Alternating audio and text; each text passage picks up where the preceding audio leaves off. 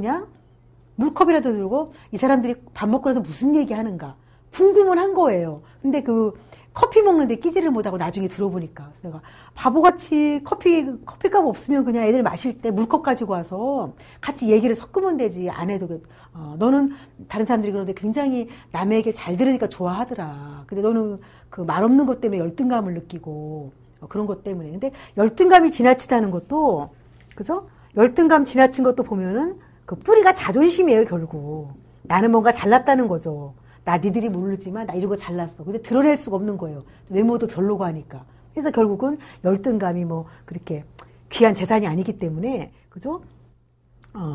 그 열등감을 감추려고 할수록 자존심은 더 이상하게 해요. 그죠? 뻗어나가니까 남을 불편하게 만들죠. 요즘 세상은 남을 별로 배려해주는 세상이 아닌 것 같아요, 한편으로. 속도가 빨리빨리 거 좋아하는 것 같아요. 내가 이러면 빨리빨리 대답하고. 여러분들 문자 치면 빨리빨리 대답 바라죠. 이런 것처럼, 그렇죠? 그러니까 이제는 사회도 변했으니까 나를 적절하게 드러내는 그런 것도 또 필요한 거죠.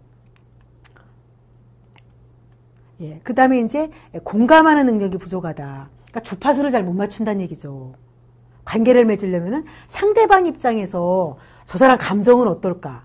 근데 문제는 이제 이성적인 생각이 그 심리검사하면 나와요. 저는 감정 점수가 높은 사람인데 이성적인 게 높은 사람들은 굉장히 신중하죠. 이 점수가 높으면은 신중하고 좀 말수가 적고 이렇게.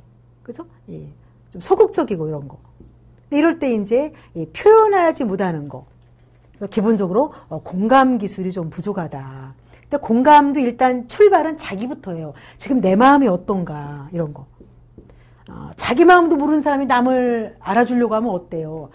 주파수가 어긋나기 쉽고 괜히 망신당했다고 생각하는데 일단은 아주 머리는 좋은데 자기 마음을 잘 모르는 사람이 있어요. 어릴 때부터 그게 훈련이 안 된 거죠. 집안에서부터. 엄마가 너 지금 어떠니? 뭐 이렇게 한다든지. 엄마가 좀 이렇게 뭐 애들을 때리면서 키우지만 그래도 뭐 울고 나면은 엄마가 좀 이렇게 습관적으로 손이 먼저 올라가는 분들이 있죠. 그런 분들은 이제 스킨십이 빠른 사람이에요.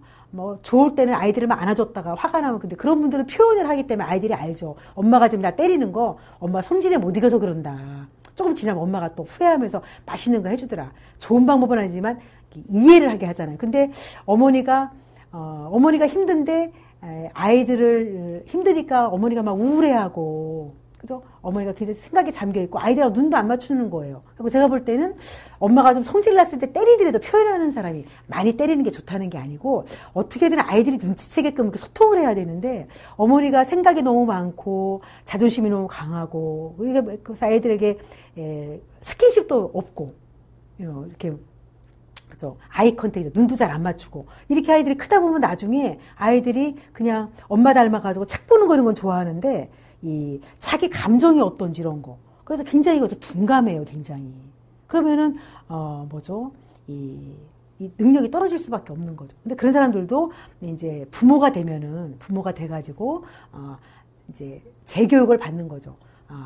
나는 그렇게, 엄마가 좀 그렇게 말이 없는 엄마 밑에 스킨십이 적게 자랐지만 자식을 낳으면 뭐 안아주고 스킨십 안 할 수가 없죠. 그러다 보니까 인간관계가 이런 것도 있구나. 그래가지고 오히려 자식을 키우면서 부모들이 재발견을 많이 하게 되는 거죠. 그죠? 이렇게. 그래서 어쨌든 이 공감 능력이라고 하는 것은 내가 어떤 사람인지 나는 어떤 사람인지를 먼저 이해하는 것부터 시작을 해야 된다는 겁니다. 그죠? 그래서 그 아이들 치료하는 거 보면은 공감 능력 떨어지는 엄마들한테는 스킨십을 많이 시키죠. 아이들하고 뭐 눈 맞추기,